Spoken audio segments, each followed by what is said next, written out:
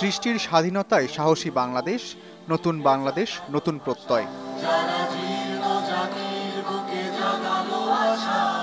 অসাম্প্রদায়িক ও সম্প্রীতির দেশ গড়ি, মুক্ত চিন্তা ও রাষ্ট্র সংস্কারে ঐক্য গড়ি, এই স্লোগানে শিল্পী সংস্কৃতি কর্মীদের সমাবেশের আয়োজন করা হয়।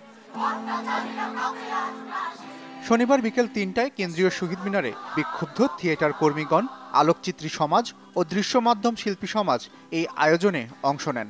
এ সময় গ্রেপ্তার, গুম, খুনের ন্যায্য বিচারের দাবি জানান তারা। ছাত্র জনতার এই নিহত এবং আহত অংশের জন্য আমাদের সকলের পক্ষ থেকে যাতে একটা রাষ্ট্রীয় মর্যাদা পায় এবং যারা এতিম হয়েছে, যারা স্বজনহারা হয়েছে, তাদের জন্য আমরা দাঁড়িয়েছি। একটা স্বৈরাচার সরকারকে পদত্যাগ করতে দেখেছি এবং সেটা কেবল আমাদের শুরু। অনেক অনেক কাজ বাকি, অনেক জাস্টিস আমরা এখনো চাই এবং এটা আমরা শিল্পী সমাজ জানাতে চাই যে আমরা এক পদত্যাগে আমরা সবকিছু শেষ হয়ে যায়নি, আমরা আছি।